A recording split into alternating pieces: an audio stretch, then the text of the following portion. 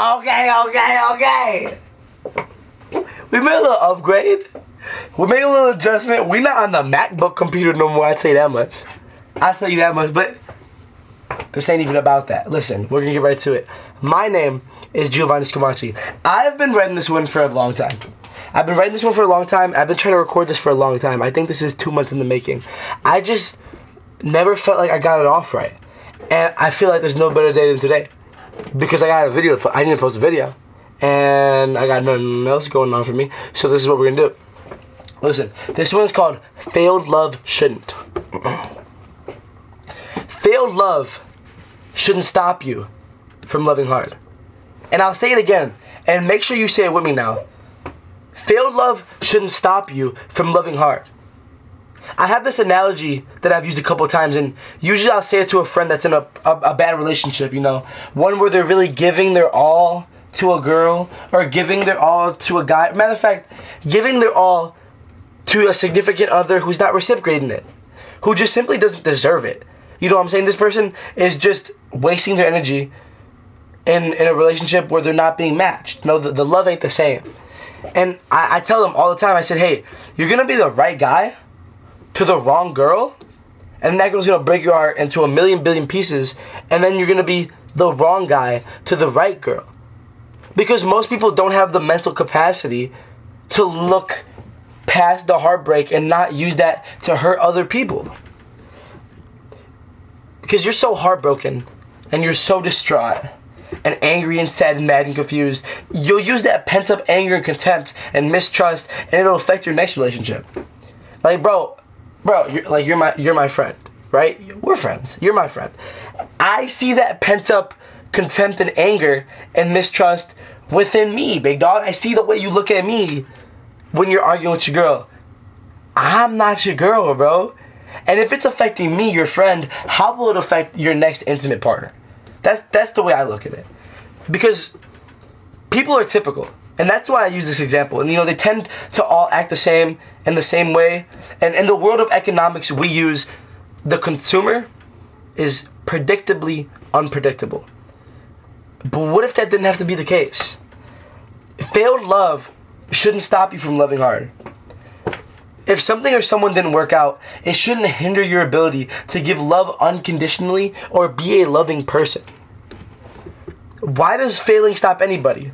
We all know it shouldn't. We all know failure is crucial to the path of success.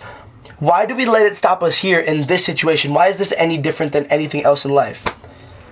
For our entire lives, we've been told to push through and persevere. And like I've said before, smile in the face of adversity. Why would we stop now? Why would that change for this cause?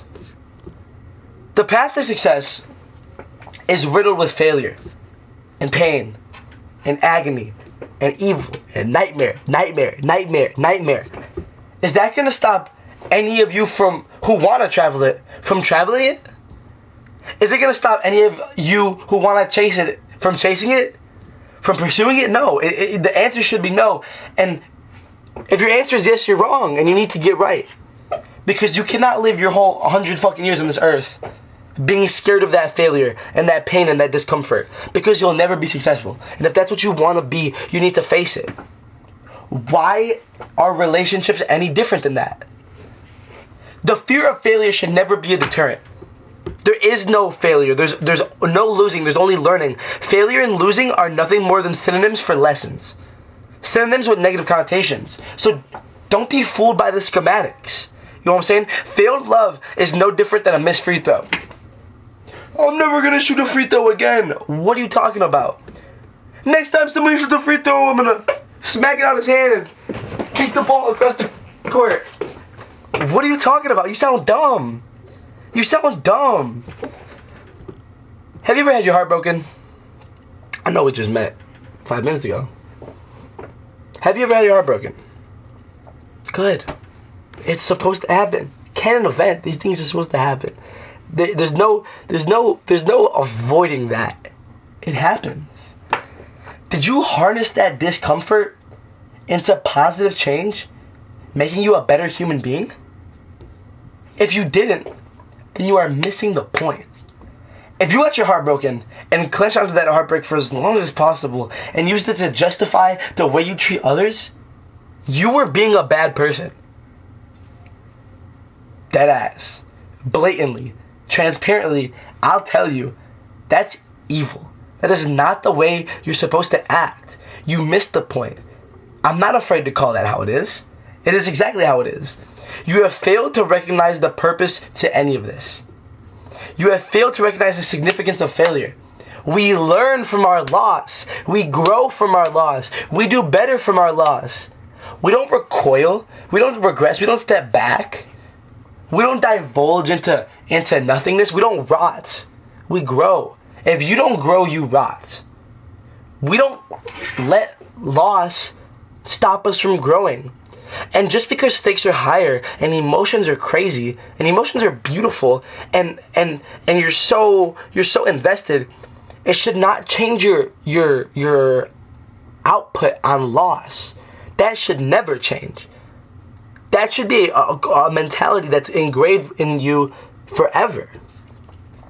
Think back to that heartbreak. Imagine how you felt. That knot in your stomach, that frog in your throat, heart constantly accelerating to a sprint, eyes sore from crying. What an honor. Emotions are beautiful. What a privilege it is to be here on earth and to be alive and to feel these things. What a privilege it is to have the opportunity to create immense positive growth within your mentality and outlook on life. It's a cheat code. It's a cheat code. It's like you're guaranteed transcendence or descendance. Huge in one direction. Choose the transcendence. Grow. It's the pain of staying the same or the pain of growing. And the choice is yours. Always. Stop fighting the battle for evil. Fight the battle for love. Fight the battle for love. Use your pain for good. Love hard, man. Love hard. And love hard again and again and again and again and again and again. Because the world is a better place when you do. Because we all need it. Thank you. I love you. Mwah.